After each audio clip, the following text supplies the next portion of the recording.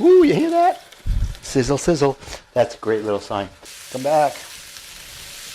He didn't want to be cooked. What could I say? He's a peel of an onion. I'm leaving the screen again. I know someone's going to say, where'd you go?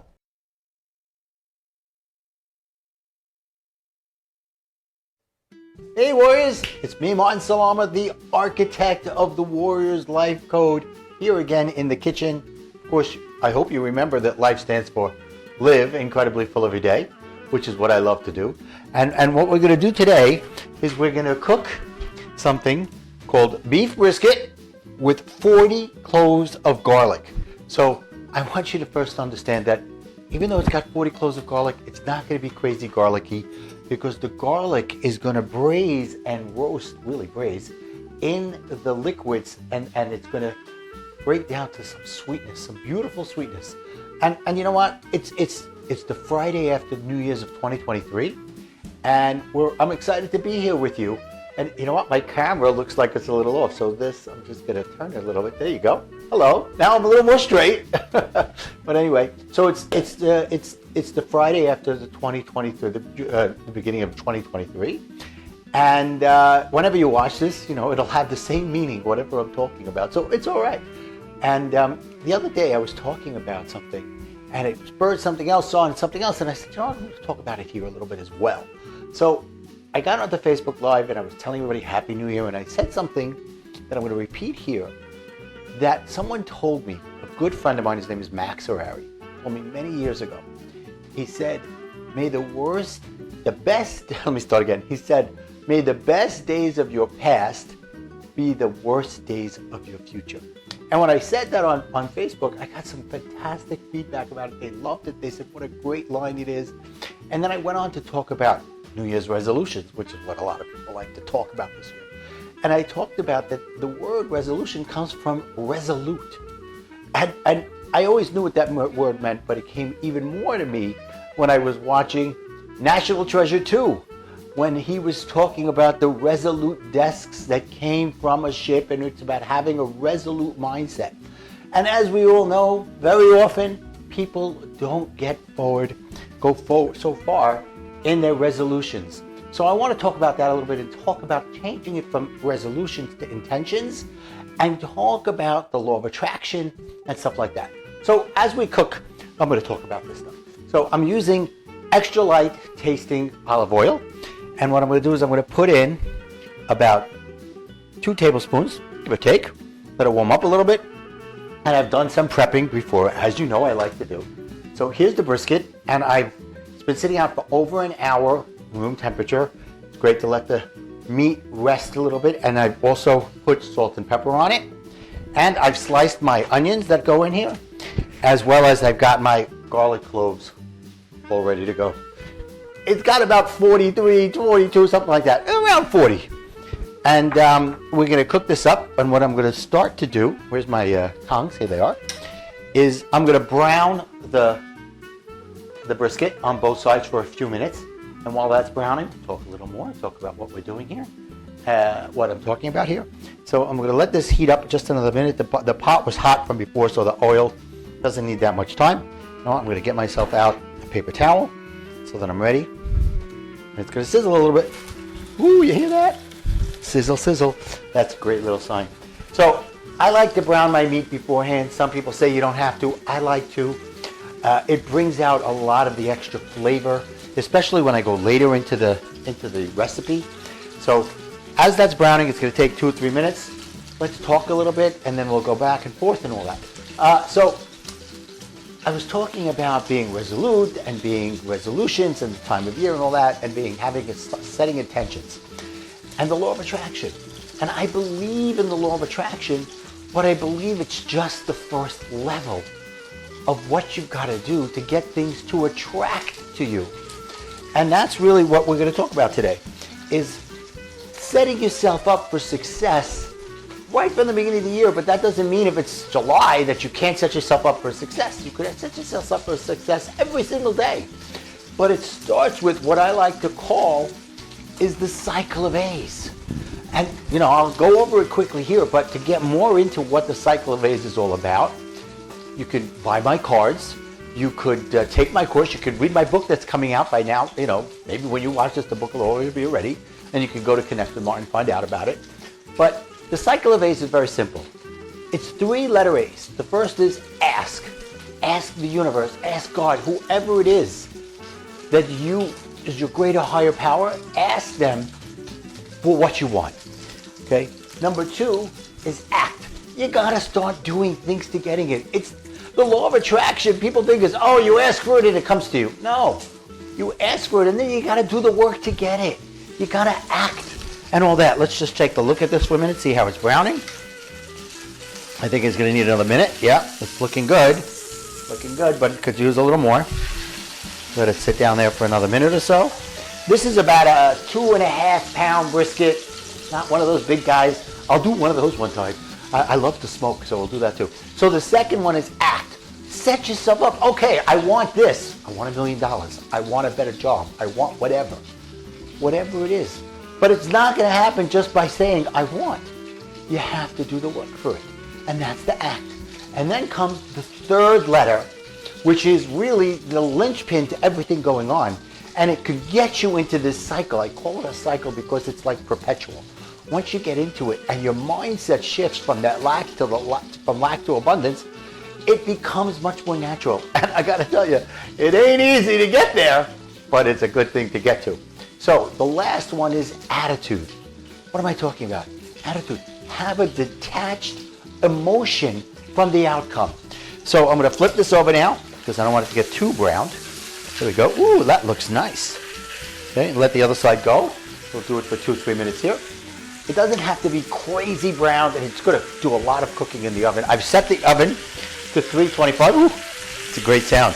I love the sizzling sound. Okay, it doesn't have to be a crazy oven. It's crazy hot, crazy thing.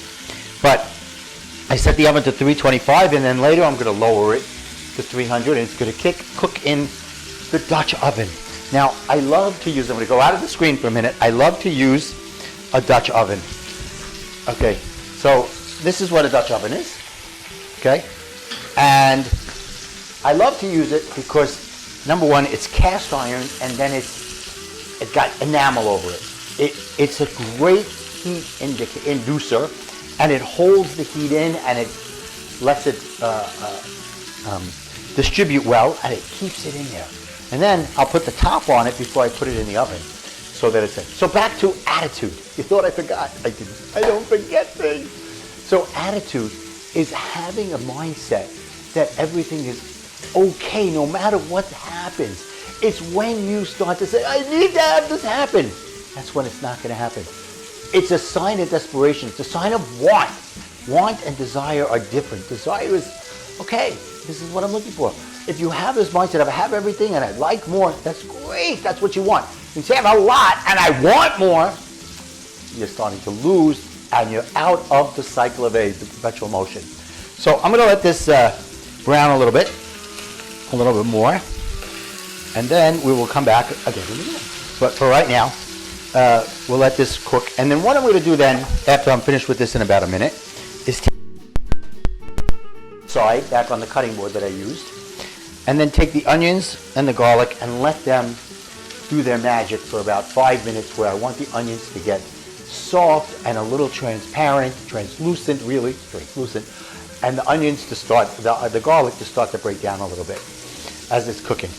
But, you know, here's a perfect example of the law of attraction. Okay, I want a brisket.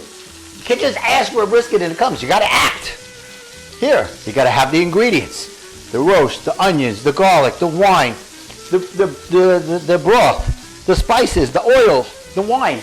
I mentioned the wine. So when I'm cooking with wine, I like to use a good wine, because somebody one time told me in a liquor store, and also I heard it on a few cooking shows, if you won't drink it, don't put it in there. So if it's not good enough to drink, then it's not good enough to cook with. Okay, so this is basically done. Ooh, that looks great. Okay, I'm going to put it on the side here. And then I'm going to take the onions, put them in there, and the garlic. Just lower this just a drop. I don't want it to burn the bottom of it. Oh, one flying out. Come back. He didn't want to be cooked. What could I say? He's a peel of an onion. I talked about onion peels in a different video. So that is going to sit around and go and do its magic, as I said. So it's going to take about 5 minutes, and then we'll take care of it. And I'll come back in a couple of minutes and show you what it's looking like before I go on to the next step, so that you're not sitting and saying, okay. So I'll be back in a couple of minutes. See you soon. Hi, I'm back. So what was just 5 minutes for me was just a few seconds for you. So now that the onions, which I sliced and separated the rings and put the garlic cloves, are all nice and cooked for about 5 minutes, I'm going to deglaze the pan with about 1/4 cup of wine. So deglaze is a fancy word for getting all the stuff off the bottom. It's probably more than that, but for me that's what it is. It's taking all the stuff that's stuck on the bottom from the meat and the onions and garlic and making sure that it's all doing great. And we let that do that for about a minute to make sure that everything's good. And I swish it around and it's looking really good in there. I'll show you what that looks like real quick. Just to take a look at it. There you go. Ooh, it's looking good. Looking good. One day I'll get better cameras and have it overhead and what's up if you want me to. So that's going to cook like that. And then you take about 2 to 3 cups of beef broth. So I cheat a little bit. I use this. It's powder, beef broth powder, right? And it's actually parve. For those out there in the world that don't know what parve means, parve means it's not meat and it's not dairy. And in the kosher community, that's an important thing because you can't mix meat and dairy. And maybe in another episode, I'll go into the depths of what that's all about. I don't know fully what it is about, so maybe I'll do some learning on it.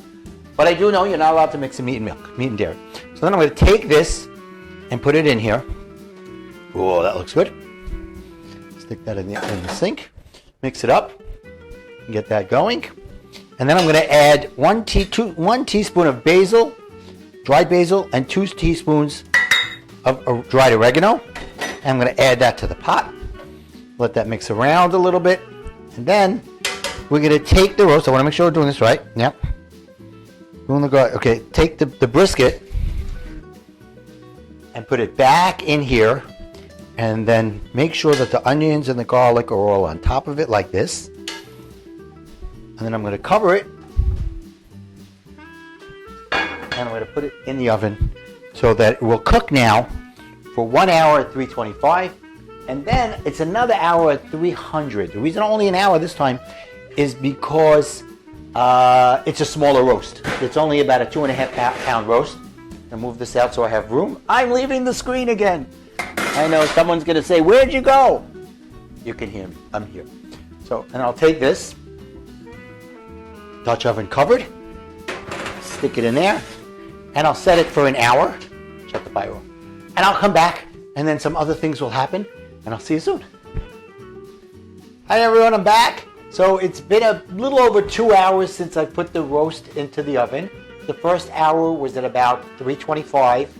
And then I reduced the temperature to 300 after an hour and went for about an hour and 10 minutes. And I wanted to make sure that it was fork tender, which means that when you put the fork in, it looks like it's about to break apart, which is what it is. So now what I'm going to do is I'm going to take my handy dandy forks. These are made just for taking things like a roast or a turkey right out of the roaster. And I'm going to put it. I'm going to take, well, first thing is I'm going to make sure, take off all of the onions and the garlic that were sitting on top of it. So we're going to use that stuff now, okay? So I'm going to take these pieces, this big, nice, well, not a big one today because we're a small family tonight. I'm going to put it into a Pyrex, and here's how it looks so far. Looks great. I'm going to let that cool down, and I'll probably slice it before I put the juices on. But now what I'm going to do is I'm going to take most of the juices that are down here in the bottom, down in the Dutch oven. And what I'm going to do is I'm going to take out about half of the onions and the garlic. The garlic is nice and soft now, guys. It's fantastic. You know, it's really beautifully soft. Okay, and it's going to break up beautifully. And I'm going to stick it into this blender. My mind's going on me today, all right? And we'll blend up half of it, and it'll get nice and thick, and the other half we'll leave just to put on top of the roast and all that. So, like I said, what I'm gonna do is I'm gonna split it up now and take some of this stuff out and put it right into the blender. And actually, I'm gonna do it a different way. Yeah. Instead, before I do that, I'm gonna take out a little bowl, and I'm gonna take things that I'm taking out that I'm not gonna blend, because I want to blend all the juices that are in there too. That's why I switched it. I'll get rid of the juices there. Okay, see? And we'll get a little bit more of it in here. A little bit more. We're getting a little bit of there. The rest of it I'm going to take and I'm going to put into the blender.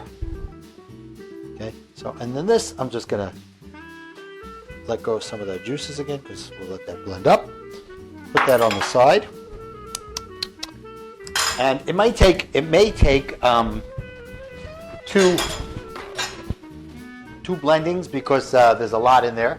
So let me just get out a bowl, just in case I don't have enough in there. So take that. Who knows? Sometimes this splatters all over the place. That's Martin for you.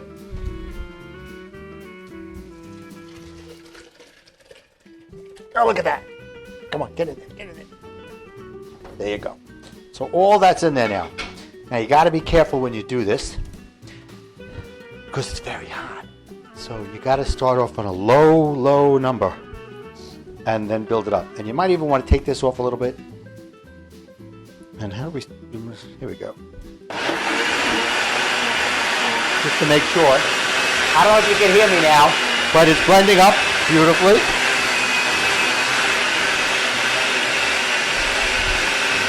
Just do this for a few seconds. So now, this is blended up beautifully. See it in there? Now, what you can do if you'd like, it's up to you. You could add some cornstarch, a slurry of cornstarch or something like that to thicken it up. It really doesn't matter. That's kind of up to you. All right? I think it's done anyway. But anyway, so what I'm going to do is I'll come back after a few minutes after I'm actually back and forth in Zooms and stuff like that. But what I'm going to do is I'm going to let the roast cool down. Okay? And I'm going to take these guys now. And I'm just going to put this all, you know what, I don't have to do that. I don't have to dirty another bowl. Just take it off there. Put these guys in here for now. I don't want them to get pureed, blended. And just leave it there. And then, when the roast cools down, it's great to slice the roast when it's cool. Or cold, it slices much easier. And I'll come back, I'll slice it up, and we'll just finish up. But just remember, all these things are happening because of my mindset that I'm asking what I want to act, and I have an attitude. And that's where we're going back to. So I hope you enjoyed this. I'll come back just for a minute just to show you what it looks like. And think about the things we're talking about. Think about the stuff that we were talking, the whole law of attraction, beyond the law of attraction and everything like that. And here's my cards. We talk about them every time. So take a look at those, see what you think of them. Give me your thoughts. Comment below, like it, share it, subscribe, and have a great day and live incredibly full every day. Hi, just a quick thing. So I'm letting it cool down, right? Because I want to slice it. Then I'm going to put it back into the Pyrex along with the juices, with the gravy that I've made. And I'm going to stick it in the oven right before we eat it it's Friday night, it's Shabbat, it's Friday night dinner. So, and this way it'll warm up and it'll all go great together. And this way I don't have to slice it at the table and all that. I could do that, but it's the whole day. It's early in the day now. So I just wanted to come in and tell you that real quick. And we'll see you. I'll show you what it all looks like towards the end. Hi guys. So I've let it rest for a couple of hours now, or cool down for a couple of hours now. I'm going to take it out. It's nice and cool. And I'm going to slice it up. I'm going to put it back in here. and then I'm going to pour the juices on top. So here I am. I slice against the grain. That's the way I like to do things. Nice and thin. It's looking fantastic. Cooked perfectly. All right. And then I put my gloves on because I'm holding on to it. And then I'm going to just be able to pick it up and put it right back in. Anyway, so just to go over the stuff I talked about as I'm slicing this, it's a new year, and it's about setting intentions, and then using what I was talking about, the cycle of A's, ask, act, and attitude, to move forward and take the law of attraction beyond where it is, which if you're not totally understanding the law of attraction, go learn about it. Go look into it. It's a great thing, but there's much more to it than that. So I'm going to put this stuff in here for now, just so it gives me a little more room to cut. I have a special knife that I use. And of course, I got my gloves on, like I said. And I'm almost done cutting this. And then I will put the rest of it in. Whoops. There you go. Watch your fingers here, guys. I've cut myself enough times to know. Watch your fingers here, guys. So we got that in there. I'll take the rest of the extra meat that's sitting there. Stick it in there. Put that in the sink. Then we will take the liquid, the gravy, which is still warmish, and pour it all over it. There's all the onions and the garlic. Believe me, guys, you're going to love that garlic. I know you're looking at me saying, I don't believe it. Trust me, it's fantastic. So that's everything in there. Okay, it's all in the juices now. I'll show you what it looks like. Looks fantastic. And I will take a picture of this and put it in there. Of course, I'll have the recipe below for you to click on and get the recipe. Of course, as I said, we have the Warrior to Warrior cards. One of the cards in here, but there's a group on the Cycle of A's, so you can learn more about that and get to understand it more. And the book is coming out soon. Go to Connect with Martin, find out more. Enjoy, have a great day, enjoy life, live incredibly full every day, and Shabbat Shalom.